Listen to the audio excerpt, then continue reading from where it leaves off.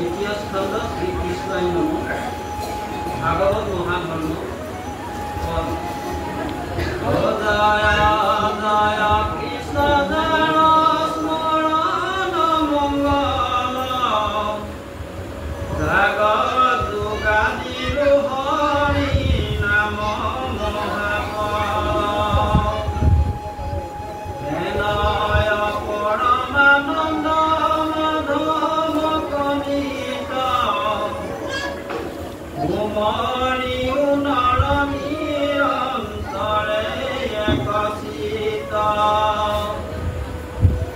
কৃষ্ণ কথায় অমৃত কপিও ভাবনানে হরি উদতন যাবে প্রাণ থাকে মানে ঘোরা কলি যুগে মহামতি মনুষ্যর নাহি আন ধর্ম হরি কীর্তন কপর হরি রতয়াসে কলি কীত যত দুঃখ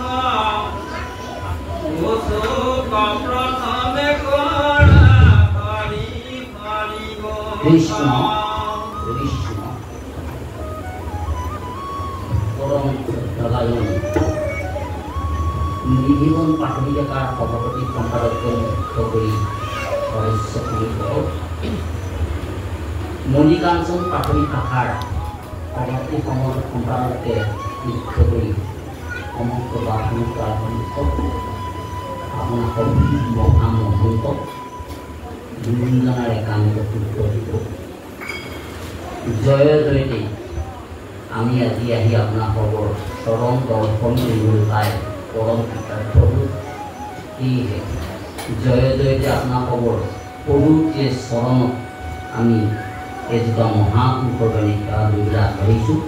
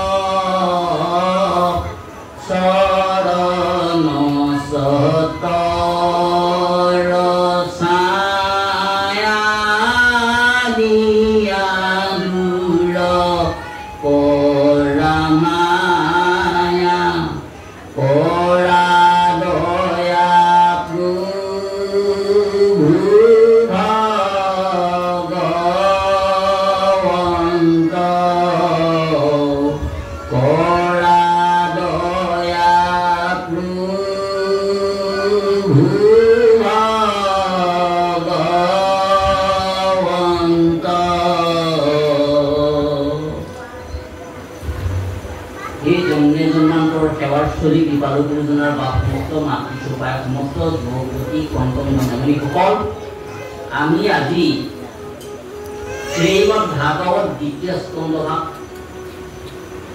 বাপজনে পৰিচালনা কৰিবলৈ আগবাঢ়িছে পাঠ কৰিছে আৰু আমি লগতে দুআষাৰমান ভাগৱতৰ পৰ্যালোচনা কৰিবলৈ আগবাঢ়িছোঁ ভাগৱত ভাগ পদলৈ যোৱাৰ আগতে আমি এই ভাগৱত ভাগটো কেনেকৈ পালোঁ ক'ৰ পৰা আহিলে আমাকো কোনে দিলে আমি সমস্তজনে অকণমান জানি লোৱাটো ভাল হ'ব সেয়ে আমি ক'বলৈ বিচাৰিছোঁ এই ভাগৱত ভাগ প্ৰথমে নাৰায়ণে ব্ৰহ্মাক 4টা শ্লোকত ক'লে জ্ঞান বিজ্ঞান তদম ৰহস্য আৰু ব্ৰহ্মাই নাৰদক 8 শ্লোকত ক'লে জ্ঞান বিজ্ঞান তদম রহস্য গুণ ক্রিয়া তত্ত্ব জাতি। আর নারদে ব্যাসক 12টা শ্লোকত ক'লে জ্ঞান বিজ্ঞান তদম রহস্য গুণ ক্রিয়া দ্ৰব্য জাতি মায়া তৰণ জীৱ আৰু ঈশ্বৰ অৰ্থাৎ ঈশ্বৰ জীৱই ভক্তি কৰিলে ঈশ্বৰক দৰ্শন কৰিব পৰা হয়। এই হৈছে ভাগৱত। ভাকাৰং ভাৱকংগ্যং অৰ্থাৎ ভাবুক আকাৰ প্ৰতি ভগৱন্তৰ প্ৰতি। তেতিয়া কি হ'ব গ কাৰং জ্ঞানৰ প্ৰগম। তেতিয়া আমাৰ সকলোৰে জ্ঞান উৎপাদন হ'ব। যেতিয়া আমাৰ জ্ঞান উৎপাদন হ'ব তেতিয়া কি হ'ব ৱ কাৰং বৈষ্ণৱী জ্ঞানম। তেতিয়া আমি সকলোৰে আমাৰ কি হ'ব বৈষ্ণৱ জ্ঞান আহিব। যেতিয়া আমাৰ সকলোৰে বৈষ্ণৱ জ্ঞান আহিব তেতিয়া কি হ'ব ত কাৰং তত্ত্বদৰ্শন। স্বদহত অমৃতময় কেৱলয়ানন্দৰস আছিল পূৰ্বত বৈকুণ্ঠত। কৃষ্ণৰ কৃপাত পাছে অধেক বয়স গৈলে পাইলা ব্ৰহ্মা পদ্মকলপত। ব্ৰহ্মাই দিলে নাৰদক ইটো ফল ৰহস্যক। নাৰদে ব্যাসক আনি দিল নুগুৰিলে তিলেক ভাগি ইডালে সিডালে লাগি। উপমুখে ভূমিত পৰিল উপমুখে ভূমিত পৰিল। চব তেলে এই ভাগৱত 12টা অক্ষৰ আছে। এইকেইটা কি হৈছে নমো ভগৱতে বাসুদেৱায় 12টা অক্ষৰ। 12টা অক্ষৰ 12টা শ্লোক। এই হৈছে 12 শ্লোকৰ ভাগৱত। এতিয়া ভাগৱত কিয় পঢ়িব লাগে কিয় শুনিব লাগে? ভাগৱত পঢ়িলে আমাৰ কি হয়? প্ৰথম প্ৰশ্ন ভাগৱত কিয় পঢ়িব লাগে আৰু কিয় পঢ়িব নালাগে? ভাগৱত পঢ়িব পায় আৰু ভাগৱত পঢ়িব নাপায়। দুটা প্ৰশ্ন আছে। এটা ভাগৱত পঢ়িব পায় আৰু ভাগৱত পঢ়িব নাপায়। যদি ভাগৱত পঢ়ি আমি ভাগৱতে কোৱা কথাকে আমি মানি নচলো তেতিয়া মহাপাপ হ'ব। সেইকাৰণে আমি ভাগৱত পঢ়িব নাপায়। যদি ভাগৱত পঢ়ি ভাগৱতে যিকেইটা কথা আমাক জনালে যিকেইটা কথা ক'লে সেইকেইটা কথাতে আমি মানিছিলোঁ তেতিয়া আমাৰ পুণ্য উপাৰ্জন অৰ্থাৎ আমি ভগৱন্তৰ লগত সাক্ষাৎ কৰিব পাৰিম।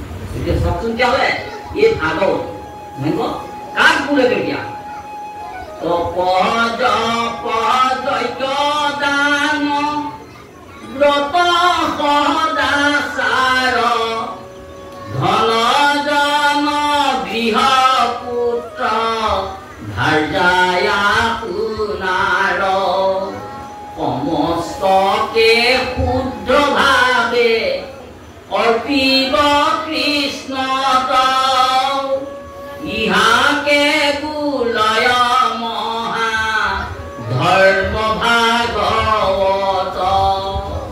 কি কৈছে এতিয়া? ধন জন গৃহ পুত্ৰ ধাৰ্যা আপোনাৰ সমস্তকে কি কৰিব কৈছে?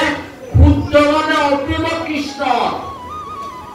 তেতিয়াহে ইহাকে কুলয় মহা ধৰ্ম ভাগৱত। যেতিয়া ভাগৱত ধৰ্ম আমি সমস্তই মানিছো আমি অকলে মই বুঢ়াজনে বা আইগৰাকীয়ে ভাগৱত ধৰ্ম মানিলে নহ'ব। কি ক'বা? আমাৰ ল'ৰা ছোৱালী সমস্তজনে এইটা অৰ্পণ কৰিব গৈছে গুৰু সেৱা কৰিব পাৰিব লাগিব। এতিয়া সেইদিনাখনি এজনে প্ৰশ্ন কৰিছে যে ল'ৰাখিনিক যদি আমি অকল ভাগৱতকে গোৱাই থাকো নামকে গোৱাই থাকো তেতিয়া আমাৰ ল'ৰা ছোৱালীবিলাক শিক্ষা দীক্ষাত পতন হৈ যাব। এতিয়া মই ক'লো যে ভাগৱত অনবৰত গোৱাই থাকিব নালাগে, সদায় নামঘৰলৈ আহিব নালাগে। যিদিনা স্কুল বন্ধ কলেজ বন্ধ সেইদিনা পৰা নামঘৰত ভাগৱত কৰিবলৈ আহক। কি কৰিব লাগিব? আমি গৃহখনত কি কৰিব লাগিব? সদায় কৃষ্ণ শব্দটো উচ্চাৰণ কৰি পাৰিব লাগিব। আমি যদি খাওঁতেও কৃষ্ণ কৃষ্ণ কওঁ, কোনটোৰ কৃষ্ণ কওঁ, ক'বলৈ যাওঁতেও গাড়ীখনৰ ষ্টেৰিংডালত ধৰি ধৰি কৃষ্ণ বুলি কওঁ, হয় নহয়? আমি যদি ক'ত পেচাব কৰোঁতেও কৃষ্ণ বুলি কওঁ, পায়খানা কৰোঁতেও কৃষ্ণ বুলি কওঁ, তেতিয়া আমাৰ কি হ'ব? এটা কৃষ্ণ কৃষ্ণ শব্দ এটা অভ্যাসত পৰিলে আমি সদায় কৃষ্ণ কৰি তাৰ কেতিয়া কৃষ্ণ বুলি আমি ক'ব নোৱাৰা হওঁ। গম পাইছেনে? সেইকাৰণে কৃষ্ণ বুলি কোৱা, গুৰুজনাই কৈছে কৃষ্ণ বুলি কোৱা, ৰাম বুলি কোৱা, হৰি বুলি কোৱা।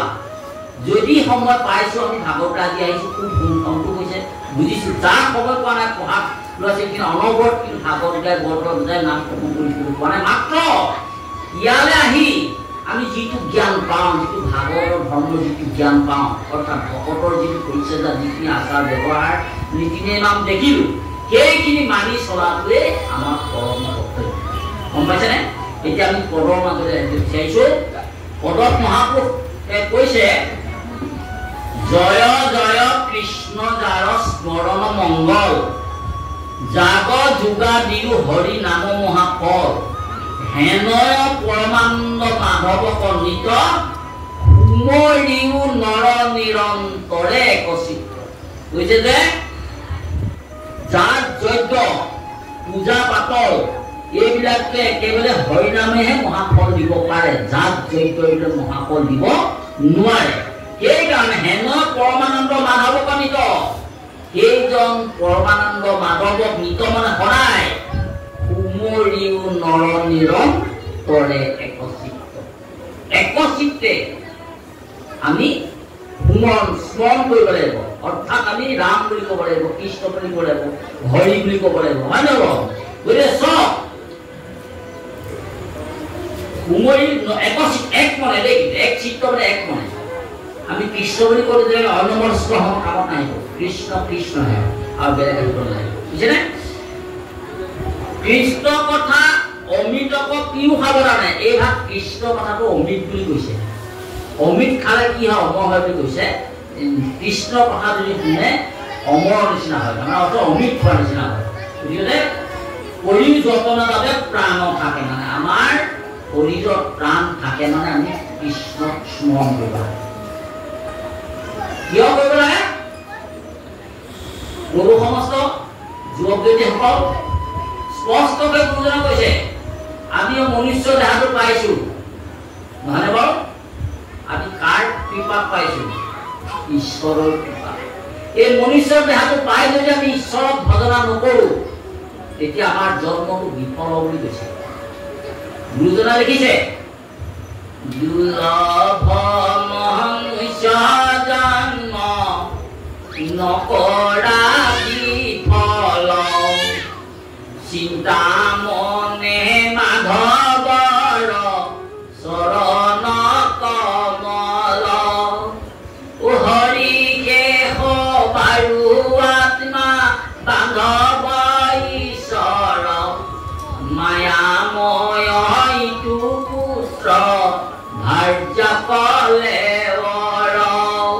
আমি যদি মনুষ্য শৰীৰটো পাই ঈশ্বৰক যদি নবজো, তেতিয়া আকৌ কৈছে অৱশ্যে হৈলক কিন্তু তৃণ তুৰু ইলা, আমি শান্তি পাম। তৃণ হলে কি হব? ছাগলীয়ে টানি টানি উঘালি উঘালি খাব, গৰুৱে উঘালি খাব। তৰু হলে লতাবিলাক পৰা মানুহো কাটে, গৰুও খায়, ছাগলীও খায়, টানি টানি খাব, হয় নহয়?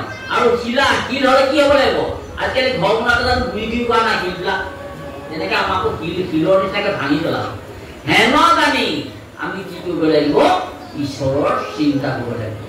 যেতিয়ালৈকে আমাৰ ঈশ্বৰৰ ওচৰত আশ্ৰয় লোৱা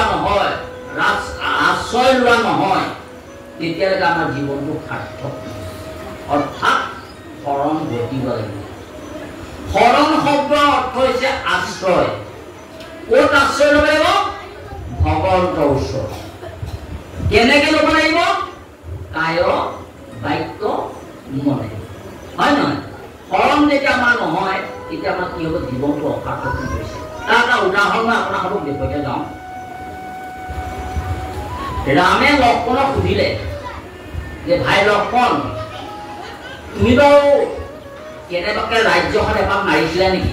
বোলে দাদা আজি মই ভালমান দিন ৰাজ্যতে যোৱা নাই, গতিকে মই বাৰু আজি এপাক পাৰিম। যোৱাচোন, যোৱাবাৰ তুমি যোৱা। এই ৰাম ৰাজ্যত কেনেবাকে কিবা অঘটন ঘটিছে নেকি তুমি এপাক মাৰি আহা মই সৰলৈ উঠি কৈছোঁ প্ৰভু এপাক মাৰি আহা তেতিয়া ৰামৰ কথা মতে লক্ষ্মণ গ'ল জেঠ মাহ বতৰ বৰ ৰ'দ গৰম তাৰমানে পথাৰ মাজেদি গৈ আছে গৰমত লক্ষ্মণৰ তাৰমানে একদম মানে অৱস্থা নাইকিয়া হৈছে তেনেকুৱা আঁতৰত দেখিলে বৰ ডাঙৰ গছজোপা আছে গছজোপাতে তেওঁ কি কৰিলে দেখিলে যে এজন বুঢ়া মানুহ বহি আছে বুঢ়া মানে এনেকুৱা তাৰমানে তিনিমূৰীয়া এনেকে তিনিটা এনেকে থকা বুঢ়া দেই লক্ষ্মণ ওচৰলৈ চাপি গ'ল লক্ষ্মণক সুধিলে যে ককা বহিছা বোলে বহিছো বোলে আজি বৰ গৰম ককা বোলে বৰ গৰম নাপায় ককা মই তোমাক কথা এটা হ'লো বোলে কি সোধা কোৱাচোন তোমাৰ বাৰু বৰ কিমান হ'ল ককা এতিয়া লক্ষ্মণক বাপজনে উত্তৰ কি দিলে জানেনে বোলে মাত্ৰ মোৰ 14 বছৰ হৈছে লক্ষ্মণ আচৰিত হ'ল আঁঠুত মোৰ লাগিলে চুলি পকিলে দাঁত সৰিলে আকৌ সেই মানুহজনে আকৌ কৈছে যে 14 বছৰ বয়সে হ'ল লক্ষ্মণে ক'লে যে ককা আপুনি পাহৰিছে নেকি তো নাই পাহৰা মোৰ 14 বছৰ হ'ল হয় নেকি তেতিয়া তেওঁ ভাবিলে যে ৰাম ৰাজ্যত এতিয়াও মিছা কথা কোৱাৰ লোক আছে তেওঁ ৰামক ওচৰত লাগে ৰামে মিচিংকে হাঁহে নমাই ক'লে যে তুমি আকৌ সুধিবলৈ যোৱাচোন কওঁ কি যে এইবাৰ কয়বা তোমাক আচল কথাটো আৰু দাদাকৰ কথা মতে আকৌ লক্ষ্মণ আহিলে আহি আকৌ সুধিলেহি একেটা কথাকে ক'লে তেতিয়া কৈছে লক্ষ্মণে যে ককা আপুনি এইটো বয়সত ইমান মিছা কথা কৈছেনে বোলে নাই কোৱা আপুনি মই কোন চিনি পাইছে নাই বোলে পাইছোঁ তুমিয়ে জানো ৰামৰ ভাইক লক্ষ্মণ নোহোৱা জানো বোলে হয় দাদাই সুধিছে তোমাৰ কেইবছৰ হ'ল 14 বছৰ মই কওঁ শুনা মোৰ 14 বছৰ কেনেকৈ হ'ল মই কওঁ শুনা বোলে কেনেকৈ হ'ল ককা কওকচোন যিদিনালৈকে মই ৰামৰ ওচৰত সৰল নাছিলোঁ সেইদিনালৈকে মোৰ জীৱনটো বোলে আলে বালে গ'ল যিদিনা ৰামৰ চৰণত মই সৰল ল'লোঁ সেইদিনাৰ পৰা আচল জীৱনটো মোৰ আহিছে গতিকে বোলে এই বয়সটো বোলে আজি 14 বছৰ হৈছে মোৰ এই হৰণ লোৱাৰ পৰা আজি 14 বছৰ হৈছে সেইকাৰণে উপায় বোলে মই 14 বছৰ বুলি হৈ গৈছোঁ হৰণ লোৱা আগৰখিনি জীৱন বোলে আমাৰ বিফলে গ'ল কোনো কামত নাহি গম পাইছেনে সেইকাৰণে আমাৰ এতিয়া বিশেষকৈ হৰণটো যে বিশেষকৈ ল'ব লাগে সেইটো কামত আমাৰ হৰণটো মূল বস্তু তাৰপিছত কিছু সামাজিক ক্ষেত্ৰত ভজনো আছে বিশেষ গম পাইছেনে তাৰপাছত আহিলোঁ ঘূৰ কৰি যুগে মলমতি মনুষ্যৰ নাহি আন ধৰ্ম হৰি কীৰ্তনত পৰ আমাৰ এই ঘূৰ কৰি যুগত মনুষ্যখিনি মলমতি বুলি কৈছে মনুষ্যখিনি মলমতি হৈছে সেইকাৰণে আন ধৰ্মৰ অধিকাৰ নাই কেৱল কৃষ্ণ ধৰ্মত সেৱা পূজা কৰিলেহে আমি গতি পাম অন্য ধৰ্মত যদি আমি সেৱা পূজা কৰোঁ তেতিয়া আমাৰ নিষ্ঠাৰ নহ'ব সেইকাৰণে অন্য ধৰ্মৰ কথা গুৰুজনে লিখি লৈ গৈছে প্ৰথম স্কন্ধৰ প্ৰথমতে লিখি লৈ গৈছে তাৎপৰ্যত কি বুলি লিখিছে তাত কৈছে আহোম চুতীয়া কোচ কলিতা ডুম গৰিয়া বগা ফেকালি বুলি কোৱা নাই কি বুলি কৈছে উৱা নৰক কি বুলি কৈছে অ হৰি ভজি উক ধৰাই তুল পদে এৰাল ডাল জীৱা কটকাৰ জৰা ভৈৰ পৰ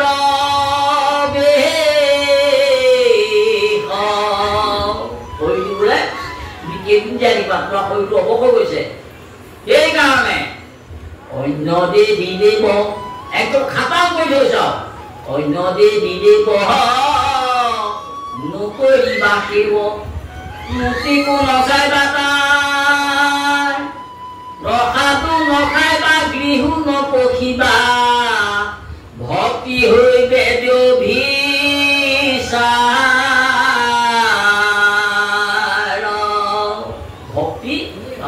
অভিশাপ বুঝে নাই ওই একক এজন মাত্র দেবতা কৃষ্ণ দেবতা এই একক কৃষ্ণ দেব করিও কহেব ধরিও তা কৃষ্ণ দাস হুয়া প্ৰসাদ ভুঞ্জিয়া হস্তে কৰা তান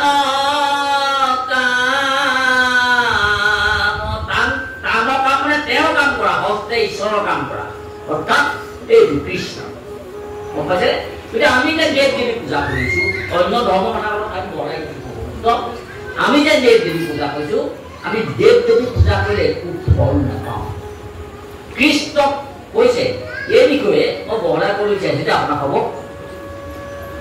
আমাৰ মাধৱদেৱ আছিলে সাত কণ্ঠৰ তেওঁ মাকৰ নৰিয়া চমুকৈ কৈছো মাকৰ নৰিয়া হওঁতে বৈনাকক এটা কথা চাবলৈ বুলি কৈছিলে শংকৰক লগ পায় তাৰমানে বৈনাকে কথা চাবলৈটো নামিলে তাতে তেওঁ শৰণ গ্ৰহণ পৰিক্ৰমত পাই ক'লে যে তুমি কিয় ছাগলী নানিলা বোলে মানিব নোৱাৰিছ আৰু নানো বোলে কেলে বোলে মই শংকৰ নামৰ এজন লোকক লগ পাই তেখেতৰ ভক্তিত সন্তুষ্ট হৈ তেখেতৰ লগত মই বোলে শৰণ গ্ৰহণ কৰিলোঁ তেখেতৰ বোলে কোনবোৰ সেইজন তেতিয়াহ'লে বোলে হয় নেকি তুমি যোৱা নেকি বোলে যাওঁ বোলা তেওঁ কি কৰিলে আহিলে আহোঁতে কি কৰিলে জানেনে এই তামোল পানী ইত্যাদি লৈ আহিছে কিছু তামোল পান মাধৱে লৈ লন্ত কিছু দূৰ দুয়া পাছে সমীপ পাই লন্ত মনত গুণ পাল কৰিব নমস্কাৰ প্ৰথমতে তৰ্ক শাস্ত্ৰ কৰিব প্ৰচাৰ মাধৱ অহংকাৰী আছে তেওঁকে প্ৰথমতে মন্ত্ৰ ভাবিছে মই তেওঁক সেৱাই নকৰোঁ মই সেৱা নকৰোঁ আৰু তেওঁক বোলে মই প্ৰথমে গৈ শাস্ত্ৰ প্ৰয়োগ কৰিম যুক্তি তৰ্ক কৰিম গৈ পালেগৈ মানে যিজন ভকতে যিজন লোকে কৃষ্ণ জানে শংকৰ সেৱাই নকৰোঁ বুলি ক'লে তেওঁ কি অৱস্থা হ'ল জানেনে যেতিয়া শংকৰক দেখিলে ভকতৰ লগত আলোচনা কৰি আছে তেতিয়া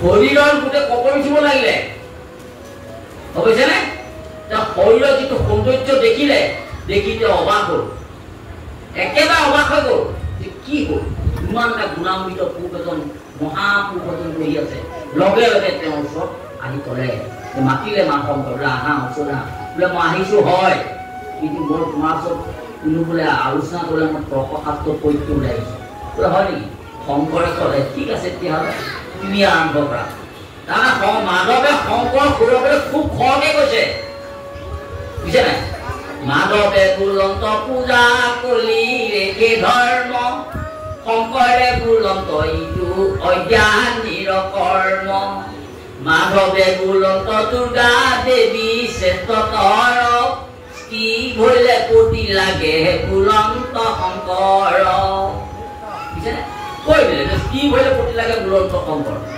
বুজিছে নাই গতিকে চাওক মাধৱে বুলন্ত দুৰ্গা দেৱী শ্ৰেষ্ঠতৰ কি ভৰিলে পতি লাগে বুলন্ত শংকৰ তেতিয়াহ'লে এইখিনিতে অকণমান কাম কৰিছে তেনেকুৱা সুযোগতে শংকৰে বিচাৰি সুযোগ তেওঁক বিচাৰি কৰিলে বস কৰিলে পৃথকে পুজিলে পূজা কিহু নাপায় কৃষ্ণক পুজিলে পূজা সমস্তে হুয় বোলে ভাগ ভাগকে পূজা কৰিলে কোনো নাপায় কৃষ্ণক যদি পূজা কৰে সকলোৱে হয় কৃষ্ণ বোলে ভাগ ভাগকে দি দিয়ে প্ৰতিক্ষণ মূলত দেই জল পৰমতি প্ৰীতি হুৱে ডাল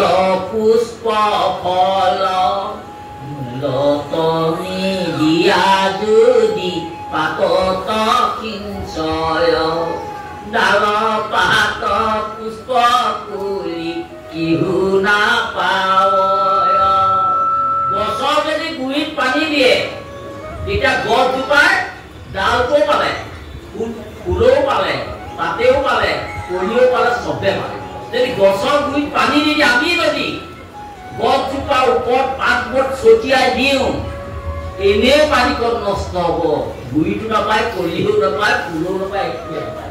সেইকাৰণে গুৰি হৈছে কৃষ্ণৰ পৰা।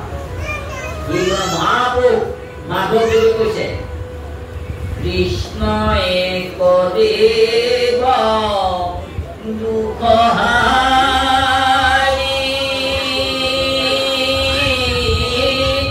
কাল মায়াদি যোধিকাৰী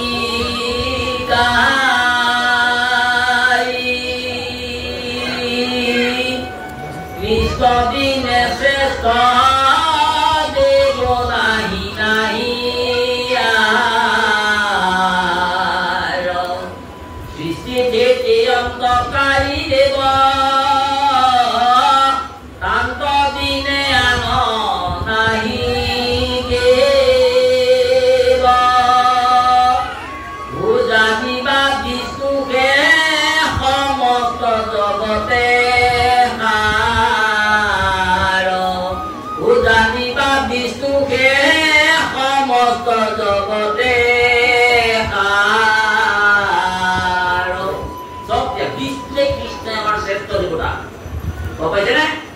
শ্রেষ্ঠ কৃষ্ণক যদি বাদ দি আমি যদি কৃষ্ণক বাদ দি অন্য ধৰ্মলৈ যাওঁ,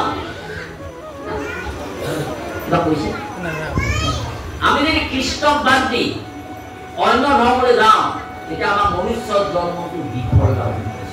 আমাৰ ইয়াৰে অহা কোনো সাৰ্থক নহ'ব। কাৰণ অন্য ধৰ্মৰ প্ৰতি ইয়াত শাস্ত্ৰই কৈছে অন্য ধৰ্মৰ প্ৰতি চব তেতিয়াহ'লে অন্য ধৰ্ম এইবিলাকে দেৱ দেৱতাবিলাকে নহয় জানো?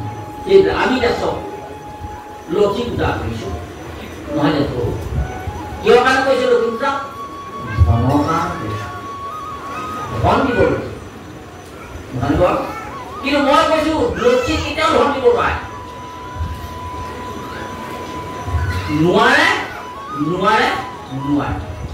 তুমি তাৰ প্ৰমাণ কেনেকৈ পালা? মই তাৰ প্ৰমাণ আপোনালোকক দিছে যে লক্ষীয়ে যে ধন দান দিব নোৱাৰে, কৃষ্ণহে দিয়ে যে তাৰ প্ৰমাণ চবকে কৈছোঁ। আপোনালোকে চবে পঢ়িছে, বিপদ আপদৰ একান্ত আপোনালোকে পঢ়িছে, বিপদ আপদৰ নাটখন আপোনালোকে চাইছে, সকলোৱে বুজিছে। মই সেইটো নকওঁ। কৃষ্ণৰ ঘৰলৈ যাওঁতে কৃষ্ণই কি কৰিলে? এজন জানো ভিক্ষাৰীক জানো হাত ভৰি ধুৱাব লাগে জগতৰ ঈশ্বৰ হৈ? দুখৰ বিষয় নহয় বাৰু। কিমান তেখেতৰ চব মহান গুণ চব কৃষ্ণৰ।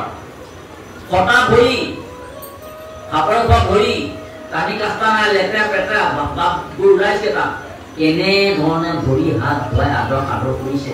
কৃষ্ণৰ কিমান মাহাত্ম গুণ চব।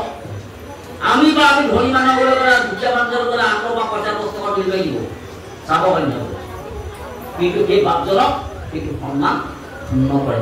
জগতৰ ঈশ্বৰ হৈ তেওঁ কি কৰিছে? ভৰি হাত ধুৱাইছে আৰু তেওঁ সোণৰ কাঠত বহুৱাই গোটেই ঘৰৰ খবৰ খাতি কথা কৰিছে, সখীৰ কথা কৈছে। লাষ্টত ক'লে বোলে সখীয়ে নিয়ে মোৰে একোটা কি পঠোৱা নাই নে? কিন্তু তেওঁ নিছিলে চাউল চিয়া কেইটামান কটা কেক কটা বান্ধি নিছিলে, নিলে তেওঁ কিন্তু সেই কৃষ্ণৰ হেৰিবিলাক দেখি তেওঁ উলিয়াবলৈ লাজ কৰিলে। কিয় লাজ কৰিলে জানে? তাৰ এটা মই বিশেষ অনুভৱ কওঁ যে আপুনি এঘৰ 3 মহলীয়া এজন ভকতৰ ঘৰলৈ গ'ল, বৰ ডাঙৰ ঘৰ, লোহা গেট, অকণমান বৃহৎ 3 মহলীয়া গেট। প্ৰথমতে মানুহৰ কিমান ধনী আপুনি নাজানে। 10 টকীয়া মেইবিলাক বিস্কুট আপুনি তাত এখন ভাই লৈ গৈছে। যেতিয়া গেটৰ মুখত দেখিলে, হৰি হৰি বৰ ডাঙৰ ঘৰ, বহুত ধনী মানুহ, মৰিবাৰ 10 টকীয়া বিস্কুটত উলিয়াই পাৰিম জানো? পাৰিব নাপাব লাগিব? নোৱাৰে। ঠিক সেইভাগে তেওঁ তেনেকুৱা কিছুমান কথা তাৰমানে তেওঁ বিপদ আপদত বস্তু তেওঁ উলিয়াই দিব নোৱাৰে। কিন্তু অন্তৰ্যামী ভগৱানে গম পালে কি আনিছে আপুনি সখী কাঢ়ি লৈ আহি কি কৰিলে জানেনে? একদম ভিতৰত আছে সস্তা কাঢ়ি গৈছে। আপোনাক লোকে যে ধন ধান দিব নাই দেই, একদম কাণ পাতি শুনক যে লোকে যে ধন ধান দিব নোৱাৰে যে কৃষ্ণই দিয়ে, এই পত্ৰকেইটা আছে। হৰি এক মুঠি ধৰি ভুজিলনিত আনন্দতে আৰু এক মুঠি খাইবা খোজন্তে ধৰিলা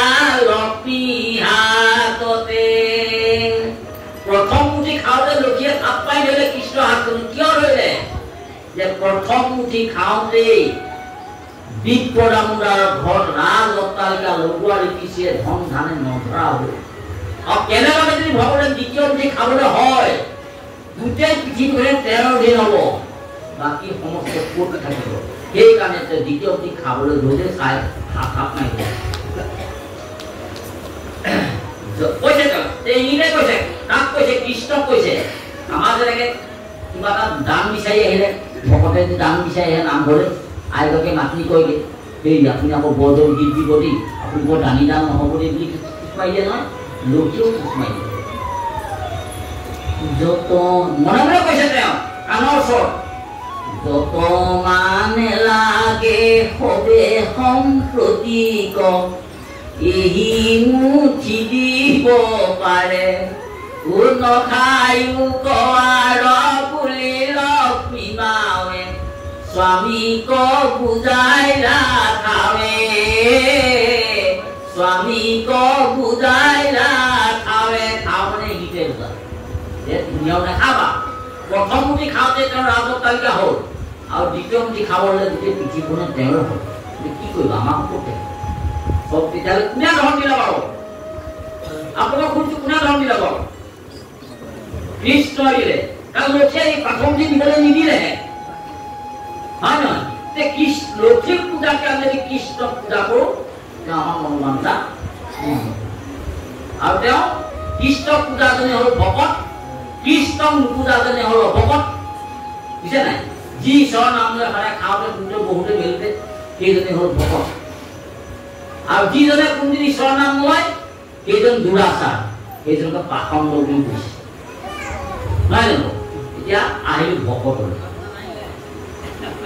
ভকতে ভগৱন্ত ভৱ বিমোচন ভজন ভক্তিত পূৰ্ণ ভুৱন্ত কি জন শব্দে কৃষ্ণ ভোজি প্ৰদীপ্ত পৰম আত্মা কুমানন্ত কৃষ্ণ সমস্ত দেহম শব্দে শৰণৰ কৰ শৰণৰ কৰণায়ু পায় হৃদয় পদ্মক ধৰে কৃষ্ণৰ চৰণ সিজন ভকত বুলি জানিবা নিশ্চয় নিজে উতৰীয়া পুৰু উদ্ধাৰয় সেইজনে হৈছে কি ভকত সেইজনে নিজক উদ্ধাৰ কৰিলে আনকো উদ্ধাৰ তাৰপিছত আহিলো কৃষ্ণৰ চৰণে কৰি অসংখ্য পুনৰতি অচ্যুতৰ কিংকৰ শংকৰ নিগদ এই কথাকেইটা আমাক শংকৰ বুজনাই কৈছে এতিয়া দ্বিতীয়বাৰ আমি পাঠ কৰিবলৈ কৃষ্ণ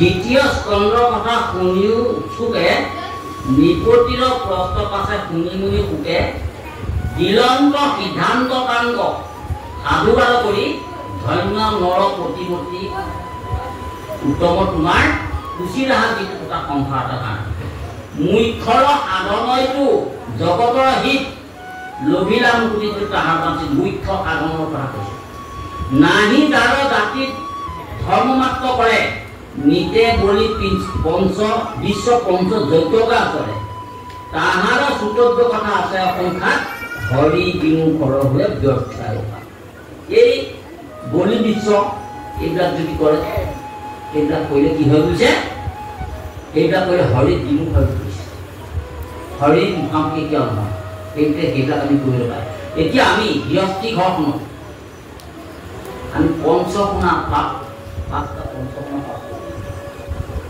এই পঞ্চগুণা পাপ কিটা কাৰণে আমি পঞ্চযজ্ঞ কৰিব লাগে কি পঞ্চগুণা পাপ ঢেঁকী পতা বাহনী জলকুম্ভ ঢেঁকী পতা বাহনী জলকুম্ভ ক্ৰিয়া অৰ্থাৎ ধোৱা হয় নহয় এই পাঁচটা পাপ নহয় জানো ঢেঁকী ধান মতে কম মৰে দাদা আজিকালি সেই মিক্সি হ'ল তই মিক্সি কৰিলেওতো যায় আৰু চাউলটো সেই ধান নাখানে বাৰু তাৰপিছত আহিলে কিন্তু পতাও নাইকিয়া হ'ল কাৰেণ্ট কেলে বৰ মিক্সি কাৰেণ্টটো দিলে গুৰি হৈ গুচি যায় সেইটো কৰিব তথাপিতো আছে তাক অলপ তাৰপিছত আহিলে কি পানী অনাটো একেবাৰে নাইকিয়া হ'ল মানে টেপৰ পৰা পানীটোৰ ওপৰত ধোৱাৰ পিছত টেপটো খুলিলে পায় নহয় বাৰু আৰু কি আছে জুহাল হয় নহয় এইকেইটা বস্তু কাম ঘৰখন কৰোঁতে মানে কি হয় আইগৰাকী বা গৃহস্থী ঘৰখনত পঞ্চগুণা পাপ বুলি পাঁচটা পাপ সেই পাঁচটা পাপৰ পৰা পৰিত্ৰাণ পাবৰ কাৰণে গৃহস্থী ঘৰখনত পঞ্চযজ্ঞ কৰিব লাগে কি যজ্ঞ ব্ৰহ্মযজ্ঞ দেৱযজ্ঞ নিৰ্যজ্ঞ ভূতযজ্ঞ আৰু পিতৃযজ্ঞ ব্ৰহ্মযজ্ঞ ব্ৰহ্ম ঈশ্বৰ সোনকালে উঠি গা পা ধুই ঈশ্বৰক উপাসনা কৰিব আৰু ঈশ্বৰ উপাসনা কৰাবলৈ দেৱ কৃষ্ণ দেৱতাক উপাসনা কৰা হয় তাৰপিছত আহিলে কিন্তু ব্ৰহ্ম দেৱ অতিথি গুৰু গৃহৰ পৰা ওলাই আহি আমাৰ এতিয়া প্ৰতিটো গুৰু গৃহ কিয় লাগে এইকেইটা কাম লাগে আমি ক'ত মোৰ ৰংগে ভকত পালে পালোঁ নাপালে সেইকাৰণে গুৰু গৃহ লাগে গুৰু গৃহৰ পৰা ওলাই আহি আমি এইকেইটা যজ্ঞ কৰি আহি যজ্ঞ লাগতে এইকেইটা কৰি অহাৰ পিছত আমি অতিথি চাব লাগিব যে বাহিৰত কোনোবা আহিছে নেকি নহয় জানো সেইজনক সেৱা কৰিব লাগিব তাৰপিছত কি কৰিব লাগিব সমস্তজনৰ কাৰণে ভূত মানে সমস্ত প্ৰাণী যিখিনি প্ৰাণী আছে গৃহত সেইখিনি প্ৰতিপাল কৰিব লাগিব খোৱা বোৱা চব কৰিব লাগিব তাৰপিছতে লাষ্টত আছে পিতৃযজ্ঞ বৰ ডাঙৰ যজ্ঞ যি ল'ৰা ছোৱালীয়ে নিজৰ পিতৃ মাতৃক শ্ৰদ্ধা নকৰে ভক্তি নকৰে যি ল'ৰা ছোৱালীয়ে পিতৃ মাতৃৰ কথা নুশুনে সেই ল'ৰা ছোৱালী কেতিয়াও জীৱনত উন্নতি নহয় সি সদায় ৰখা কৰিবলৈ যাব গম পাইছেনে সেইকাৰণে পুত্ৰ তিনি প্ৰকাৰ উত্তম মধ্যম আৰু অধম যাৰ প্ৰসাদত পাই পৰম পদ কওঁ নকৰিবে কোনোজনে পিতৃৰ বাক্য কওঁ পিতৃ চিন্তি লাগ যিটো জনে কৰ্ম কৰে সেইকে উত্তম পুত্ৰ সংসাৰত কৰে পিতৃ বুলি লাগ যিটো কৰে কৰ্ম ছয় মধ্যম বুলিয়া তাক জানিবা নিশ্চয় ঐ বুলি লাগ নকৰ যিটো পুত্ৰগণ কি কৈছে এইটো যেন বিছা প্ৰায় সিটো অধৰ্ম দুৰ্য গতিকে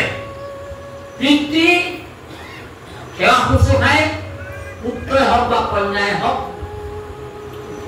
পৰম কৰ্তব্য পুত্ৰই হওক বা কন্যাই হওক পিতৃ সেৱা শুশ্ৰূষা নকৰিলে পিতৃক যদি ভক্তি নকৰে কোনো ক্ষেত্ৰত আগবাঢ়ি যাব নোৱাৰে গম পাইছেনে এতিয়া চব তেতিয়াহ'লে আমাৰ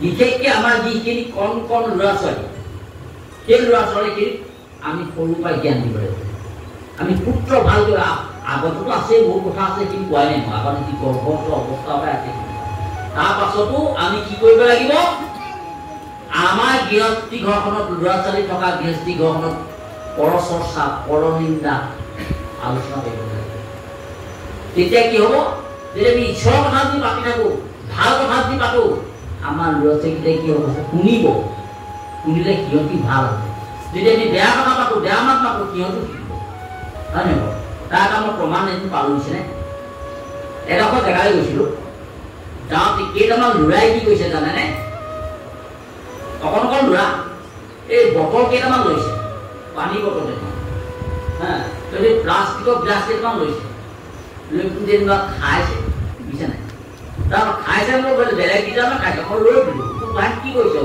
বোলে মদ খাইছোঁ কি তোৰ সঁচাকৈ খাইছে নেকি বোলে নহয় নহয় কেইকিনে খাইছে বোলে নহয় নহয় আমাৰ দেউতাহঁতে খাইছে কেনেকৈ খাই দেউতাহঁতে মই দেখুৱাই দিলোঁ কেনেকৈ কেনেকৈ কোৱাচোন কোৱা এই গ্লাছকেইটা আহি যদি সেইটো দুটাই দেখিছে দেউতাহঁতে এনেকৈ খায় মোৰ তেতিয়া এটা জ্ঞান উপাৰ্জন হ'ল ল'ৰা ছোৱালীকেইটা ঠিক কথা অভিভাৱকসকলে যদি বেয়া কাম কৰে নিজৰ ল'ৰা ছোৱালীকেইটাই শিকে অভিভাৱকৰ যদি পানী খায় নিজৰ ল'ৰা ছোৱালীকেইটাই পানী খাব অভিভাৱকৰ যদি চুৰ হয় নিজৰ ল'ৰা ছোৱালী চুৰ কাৰণ সেই কথাকেইটা আলোচনা কৰা হয় নহয় সিহঁতৰ মগজুত সোমাই যায় বুজিছেনে একদম তাত কোমলীয়া বস্তুটো শিশুসকলক আমি জেনিয়ে পোনা টেঙিয়ে যায় জেনিয়ে পোনা টেঙিলে ভাল পদ্ধতি ভাল হ'ব বেয়া পদ্ধতি দিলে বেয়া হ'ব তাৰ এটা প্ৰমাণ আপোনালোকে পাব পাৰে কৃষ্ণ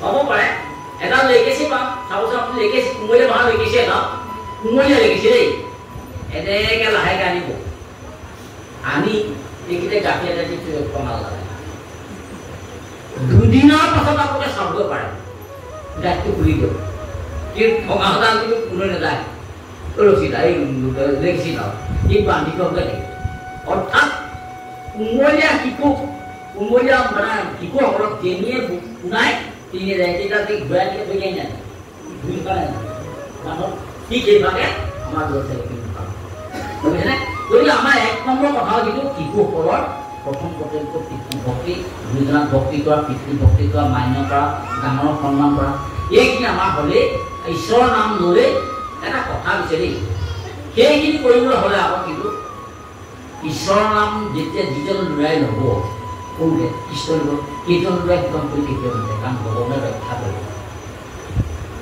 সেই ল'ৰাটো ভকত হ'লে এই মহা ভকতৰ সুৰ আছে বুলি ক'লে তাক বেয়া কাম কৰি ভকতে নিদিয়ে কাৰণ তেওঁ এজন ভকতে ল'ব তাক সদায় দি ঈশ্বৰৰ নাম আমি কিন্তু নলওঁ আমি কি কৰোঁ জানে ঈশ্বৰৰ নাম কেতিয়া লওঁ জানে আমি বিপদত পৰিলে লওঁ যেতিয়া বিপদ কৰিব আমি ঈশ্বৰৰ নাম যেতিয়া বিপদ নহ'ব আমাৰ দৰকাৰ নাই ধন আহিব আমাৰ ঈশ্বৰৰ দৰকাই নাই পাহৰি যায় তেনেকুৱা এটা কাহিনী আছে এজন মানুহৰ প্ৰথমতে যেনেকুৱা আম গছ আছিল বৰ প্ৰকাণ্ড আম গছ আম খাবলৈ মন গ'ল বুজিছে নাই পকি আছে আম তাৰ মানুহজন গৈ গছজোপা ওচৰত চালে বিপদ উঠিবই দিয়ে প্ৰকাণ্ড গছ কেনেকৈ উঠি বৰ ওখ আৰু দেখিলে ওপৰত আম একদম মানে ধুনীয়া ধুনীয়াকৈ পকি আছে আম লোভো লাগিলে তেওঁ এটা উপায় সাজিলে কি খাদ্য জানেনে ভগৱন্তক আৰাধনা কৰিলে কি বুলি ক'লে হে প্ৰভু কৃষ্ণ কৃষ্ণ কৃষ্ণ তুমি আজি মোক যেনে তেনে আম গছজোপালৈ উঠাই দিয়া মই আম কেইটামান খাম আৰু আম কেইটামান তোমাকো দিম বাৰু আৰু কি হ'ব জানেনে এই মই মানে তোমাক প্ৰাৰ্থনা বনাইছোঁ প্ৰভু তুমি যেনে তেনে আম গছ দিলে মই আম কেইটামান খাম সঁচাকৈ ঈশ্বৰৰ কি কৃপা ঈশ্বৰে দয়াই কৰিলে হ'ব পাৰে তেওঁক ছুটি কৰা দেখি আম জোপালে বগাই উঠি গ'ল বুজিছে নাই উঠি গৈ তাতে আম পাৰিলে গামোচাখন কমত বান্ধি ল'লে গেঞ্জিটো চাবলৈ আম পাই দিলে একদম উঠি নাই গুণা হ'ল তাৰপৰা নামিব হ'ল চাইছে নামিবই নোৱাৰে বহুত ওখ ঘৰত একো উপায় নাই কেনেকৈ নাম তেতিয়া তেওঁ আকৌ ঈশ্বৰ প্ৰাৰ্থনা কৰে কি বুলি ক'লে জানেনে এই প্ৰভু তুমি আজি মহাসংকটৰ পৰা মোক উদ্ধাৰ কৰা এই আমজোপাৰ পৰা তুমি যেনে তেনে তললৈ নমাই দিয়া প্ৰভু মই তোমাৰ কাৰণে কাইলৈ নামঘৰতে শৰাই ভাগি অৰ্পণ কৰিম প্ৰভু ঈশ্বৰৰ কি ইচ্ছা নামি আহি তেওঁ কি কৰিলে জানেনে কি বুলি ক'লে বোলে আজিৰ পৰা আম গছত আম খাবলৈ নাই নামঘৰত বোলে কাইলৈ শৰাই দিবলৈ নাই তেতিয়াহ'লে চব তেতিয়াহ'লে আমি ঠগিছো নাই ঈশ্বৰক তাৰমানে তেওঁ ভাবিছে যে নামিলে তেতিয়া ঈশ্বৰক পাহৰি যাবি বিপদখন পাহৰি যে আজিৰ পৰা বোলে আম গছত দিবলৈ নাই নামঘৰত শৰাই দিবলৈ নাই আৰু যিকেইটা আম আনিছিলে কৃষ্ণই কৈছে চব দৌৰ মাৰি পাছত চাই দৌৰি ঘৰলৈ গুচি গ'ল সেইভাগে ঈশ্বৰক ঠগিছো গতিকে আমি এক মনে একচিত্তে বিশেষকে মই শিশুসকলক কৈছো যুৱক যুৱতীক কৈছো এক মনে একচিত্তে যদি আমি ঈশ্বৰক আৰাধনা কৰে তেতিয়া যুৱতীসকলে প্ৰমাণ কৰি চাব পাৰে যে ভগৱন্তে কেতিয়াও তেখেতসকলক এৰি নিদিয়ে ভগৱন্তে সৎ জ্ঞান দিব সৎ বুদ্ধি দিব হয় নহয় গতিকে আমি অনুৰোধ জনাইছো আমি ভাল পাইছো সঁচাকৈ ভাল পাইছো ইমান যুৱক যুৱতীসকল আছে মই সঁচাকৈ ভাল পাইছো সেইটো কাৰণে মই বিশেষকৈ যুৱক যুৱতীসকলক শিক্ষা কৰোঁ গতিকে চব আপোনালোকে ঈশ্বৰক উপাসনা কৰক ঈশ্বৰক উপাসনা কৰিলে আপোনালোকৰ বিপদ বিঘিনি সমস্তখিনি দূৰ হ'ব ভগৱন্তে আপোনালোকক কৃপা কৰিব তাৰপাছত আছে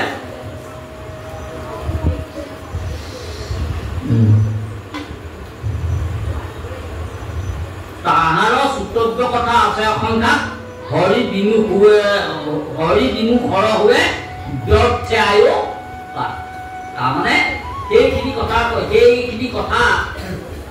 সেইখিনি কাম কৰিলে কি আমাৰ মানুহ জীৱনটো আমাৰ তুচ্ছ হৈ গৈছে তাৰমানে হৰি বিমুখ সেইখিনি হৰি বিমুখ আৰু আয়ুটো বোলে আমাৰ পাপ তাৰমানে এতিয়া আমি ভাবিছোঁ বিশেষকৈ আমি মই নিজকে কৈছোঁ আনক নকওঁ আমি ভাবিছোঁ ডেকা হৈছোঁ নিজকে কৈছোঁ দেই ডেকা হৈছোঁ কিন্তু আমি ক্ৰমান্বয়ে গৈ আছোঁ ৰখাটোলৈ গৈ আছোঁ আগতে এজনীয়া ভাষণ কৰিব পাৰিছিলোঁ এতিয়া 10 কেজি ভাষণ কৰিব নোৱাৰোঁ কিয় আমাৰ এইবিলাক চৌচে পেয়েছে সেইকাৰণে ভাগৱতত কৈছে নমো নমো কৃষ্ণ দেৱ তদু পাৱে কৰো সেৱ মুক আখি পাইলে অন্তকাল কি সচয় পকি গৈল দন্ত হব জিন ভৈল কুতুৰা কুতুৰি ভৈল চাল আমাৰ এতিয়া চক শৰীৰটো আগতে যি মিহি আছিলে ছালখন এতিয়া মিহিনে বাৰু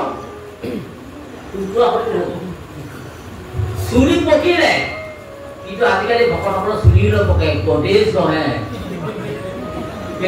নাই আৰু মানে দাঁতবিলাক গ'ল দন্ত হ'ব চিন্তা কৰি হৈ পৰিলে কিন্তু দাঁতো নাযায় আজিকালি কিছুমান বনায়ো নাই ডেকা হ'বৰ কাৰণে বুঢ়া মানুহো চুলি থাকে বোলে যি হেৰি হৈ যায় মোৰ বয়স বহুত বছৰ আছে হয় নকওক তেতিয়া চব আমাৰ আয়ুস হৈ আছে মোৰ যদি 60 বছৰ জীয়াই থাকিবলগীয়া আছিলে মোৰ চোন 50 বছৰ বা 50 গ'লে 5 বছৰ এইবিলাক আয়ুসবিলাক গৈ আছে নাই গতিকে আমি কি কৰিব লাগে আমি ঈশ্বৰৰ কথা ল'ব যাতে আমি মৃত্যুৰ সময়ত আমি তেওঁৰ নাম লৈ আমি সংসাৰৰ পৰা বিদায় মাৰিব পাৰোঁ নহয় জানো দন্ত হ'ব জীৰ্ণ কৰিলে কুকুৰা সুতুলি কৰিলে চাওঁ নয়নে বজাই নীৰ শৰীৰ নাহিকে থিৰ বাক্য আৰ নবজাই ভাল জীৱন ধনৰ আশ তথাপি নাহি কৈ নাশ নিচিন্দয় মায়া মোহ জাল এই মৰিব সময়ত আমাক ধন লাগে সম্পত্তি লাগে ল'ৰা ছোৱালী লাগে গাড়ী লাগে এইখন গাড়ী নহয় আৰু এখন গাড়ী লাগে এইবিলাক যাব ৰবা আমাৰ লগত নেযা এইবিলাক মোৰ আজি চক আইগৰাকী বিয়া কালি এখন এডোখৰ জেগাৰ পৰা মই আছিলোঁ এখন জেগা আইগৰাকীয়ে বিয়া পাতি আনিলো একেলগে গৃহবাস কৰি ল'ৰা ছোৱালী জন্ম দি ডাঙৰ দীঘল কৰিলো মই মৰিব সময়ত আইগৰাকীৰ লগত যাবনে নেযায় বা আই মৰিলে মই যামনে লগত নেযায় সেইকাৰণে কৈছে ধন কৰিলো আশা ধন থাকে পুৰি হাই হাই ধন থাকে পুৰি উভাৰ জাক কৰিলো আশা সঙ্গে নাযায় মৰি জীৱ কি বিলাই মোনাই দেহাৰ কি বিলাই জীৱ কি বিলাই মোনাই দেহাৰ কি বিলাই সংসাৰ সাগৰে পৰি তৰণি নাপাই জীৱ কি বিলাই মোনাই দেহাৰ কি বিলাই জীৱ কি বিলাই মোনাই দেহাৰ কি বিলাই ধনক কৰিলো আশা ধন থাকে পুৰি ধন আশা কৰিলো ধন পাছত থাকি যাব হয় যাব ই ধনক কৰিলো আশা ধন থাকে পুৰি উভাৰ জাক কৰিলো আশা সঙ্গে নাযায় মৰি জীৱ কি বিলাই মোনাই দেহাৰ কি বিলাই আমাৰ এই অৱস্থা হয় নাই আইবিলাক ক্ষয় গৈ আছে আমাৰ এই আইবিলাক ক্ষয় যোৱাৰ পিছত আমাৰ কি হ'ব লাহে লাহে লাহে লাহে লাহে লাহে আমি কি হ'ব এতিয়া একেবাৰে বুঢ়া হৈ যাব বুঢ়া হৈ গ'লে আমি একো কাম কৰিব নোৱাৰোঁ তেতিয়া কি হ'ব আমাৰ বুঢ়াসকলৰ অৱস্থা কি হ'ব তেতিয়া যেতিয়া কাম কৰিব নোৱাৰা হ'ব যেতিয়া ঘৰখন চলাব নোৱাৰা হ'ব কোনেও দেখিব নোৱাৰা কিন্তু ভাল পুত্ৰ ভাল হৈ আছে চাব আকৌ দেই চবকে কোৱা নাই কিন্তু কিছুমান পুত্ৰ আছে কিছুমান বোৱাৰী আছে নাচায় নহয় নকওঁ ধৰক তেতিয়াহ'লে কি হ'ব আমি যেতিয়া পুহিব নোৱাৰা হ'ম শাস্ত্ৰই কৈছে ভাগৱতে কৈছে কুটুম্বাক পুহিবাক নাহি শেষ কতি শক্তি নাইকিয়া হ'ল অনিশ্বাস কাঢ়িয়া পৰি থাক দুমতি পুত্ৰ ভাজাই ভাল মতে নকৰে আদৰ অল্প বচনতে তাক কৰে অনুতৰ বুজিছেনে পুত্ৰ ভাজাই ভাল মতে আদৰ নকৰে আদৰ অল্প বচন তাক কৰে অনুতৰ এই মতে সৰ্ববাণী বুলি আবিষ্কাৰ অন্ন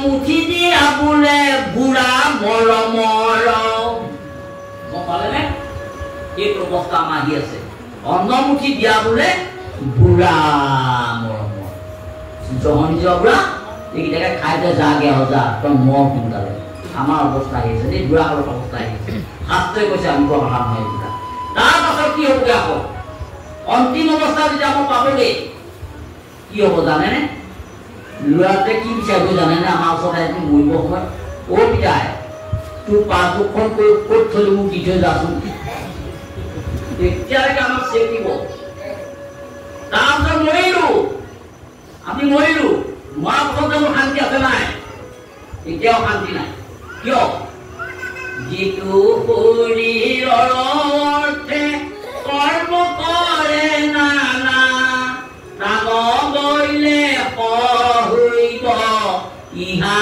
কনা জানা প্ৰাণ গ'লে কওঁ কোনোবা কি কৰিব ইষ্ট মিত্ৰ কুটুম্ব বান্ধৱ জগজন অসুচি বুলিয়া নকৰিবে দৰিখন নাতিটো আগতে কুৰাঠি থাকে যেতিয়া মৰিব মৰাৰ পিছত কি হ'ব জানে ওচৰলৈ নাহে নেযাওঁ দেই ককা ওচৰলৈ ভয় লাগে পাই মৰিলে হয় ন কওক এই শৰীৰটো আছে আমাৰ একো নাই বা সমস্ত সেইকাৰণে ঈশ্বৰ বৰ্জনা কৰিব লাগিব তাৰ পাছতো কি হ'ব তেনে কাষ্ট হেন থাকিবে মাটিত পৰিয়া হেন দেহ আপোন বোলা কিলা দিয়া চব তেতিয়াহ'লে সেইকাৰণে আমি কি কৰিব লাগিব ঈশ্বৰৰ নাম ল'ব লাগিব যদি ঈশ্বৰৰ নাম নলওঁ ঈশ্বৰৰ সেৱা পূজা নকৰোঁ তেতিয়া আমাৰ জীৱনলৈ পৃথিৱীলৈ আহি আমাৰ কোনো সামফল নহ'ব ঈশ্বৰে আমাক গতি দিব পাৰিব, ঈশ্বৰে গতি দিব পাৰিব, ঈশ্বৰে সন্মুখি দিব পাৰিব, ঈশ্বৰে আমাক চলাই গৈছে। তেওঁৰ অবিহনে, তেওঁৰ কৃপাৰ অবিহনে গছৰ পাত এখিলাও লৰিব নোৱাৰে।